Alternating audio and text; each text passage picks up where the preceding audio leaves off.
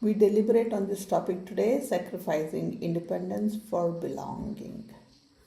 Now, I'm not talking about sacrificing independence, especially in families where there are children and we have to live with extended families or do something beyond what I would have liked to do when I was by myself. So it is about thinking about sacrificing absolute independence. This is my home, we do things this way, and we do not want interference, that kind of thinking, because it is affecting my children. That's why I need to begin shifting. I could have definitely rights over my home. I have established my home a certain way, and I want people who come in to follow what is it that I have set up, that I can definitely communicate and I can establish that with visitors. The reason why I would rather shun than communicate and accommodate is because of my own conditioning. People said I needed to be good, people said I needed to be accommodating. So right now it's like, I can't be good, I can't be accommodating. I have my own self care routine, whatever. I would rather not have people around me. That could develop, that mindset could develop because of this heavy conditioning around us. However, when I continue that, the losers will be me, as definitely, and my children, because they really don't know how to connect socially. And that is one of the reasons why I would definitely go in for screens. I don't have people around me, and I can get any kind of a community that I want online, so I would just explore that. And then there are devastating outcomes because of that setup. So either ways, I need to develop my skills to communicate, to establish that relationship. Relationships do take time, and they're not always beautiful. We may have to work on it. Some are really toxic, and I could give that up. But in general, just because people don't align with me, just because I do not have the skills to communicate my requirements and needs, giving up on relationships or these connections, or making that sacrifice to build that relationship in the name of independence is something I want us to ponder upon. Like adjusting to grandparents' way of doing some things. Grandparents have their own ways, have their own conditioning. They just can't. It's again conditioned for them. They just can't see us wasting food or money, or not doing certain festivals certain way. They have their own ways. So as long as we understand that you have your way, you can do it your way, and I have my way and I will do it my way. It was always like when my dad visited me, he would hang his shirts on the doorknobs. Though there were hangers, though there were cupboards, he was not used to it. It was just like, okay, hang it over there. And I used to get real irritated. So he would put it on the doorknob, I would take it off and put it elsewhere. And he would get offended and upset because he couldn't find his shirt instantly the minute he wanted, or he would go back to where he had hung it and he would not find it. So he thought he was forgetting. So there are some ways where I can say, what, I'll make it convenient, this particular spot you can hang, and it's okay if he hangs on the doorknobs. That's what I came to towards end of fighting this out. But it's okay.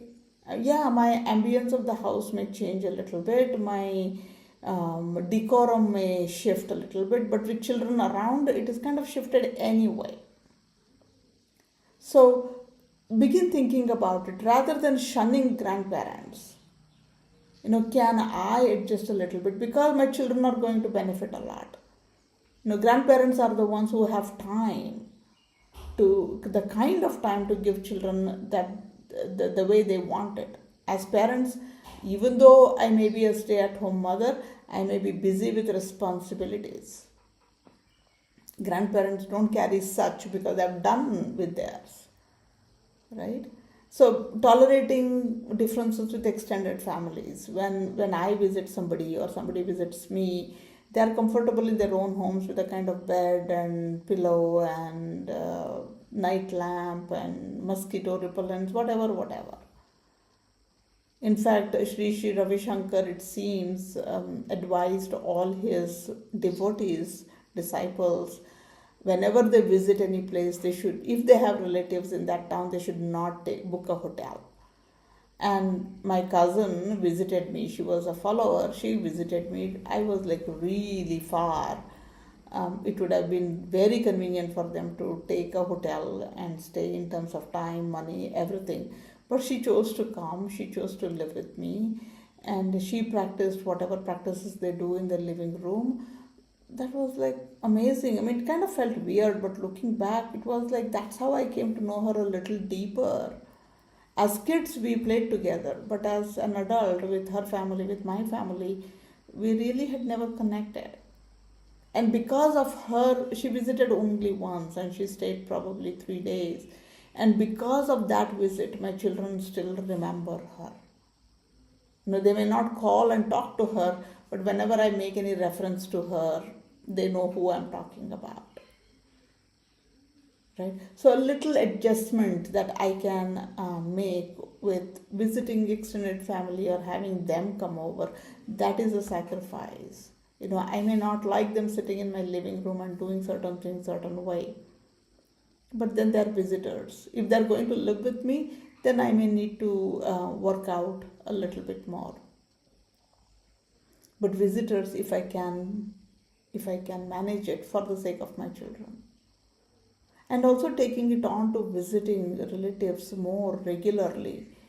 For us, that was what it was. Vacation was grandparents' home, uncles' homes. That's about it. But now we have resources. We'd like to visit, explore the world. If possible, can I tag along with another family? Where children develop that bonding. That effort I need to put. I'm going anywhere on a vacation. I'm not saying stop going.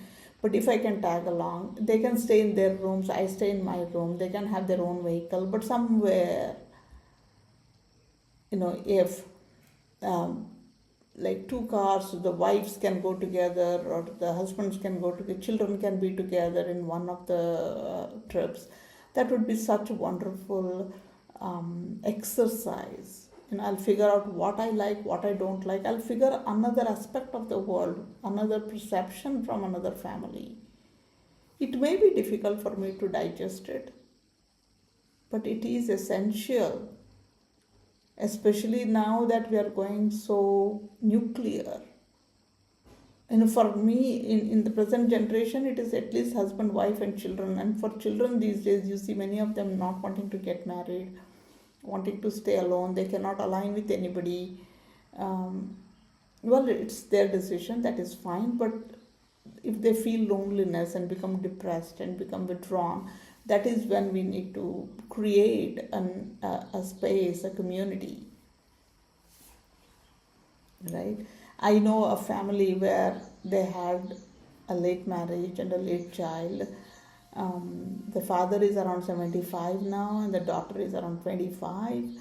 And she lost her mother. And the girl is so disturbed. There is no relatives visiting, never developed any relationship with them. Father is getting old. She has to take care of the father and manage her work. She's just unable to manage.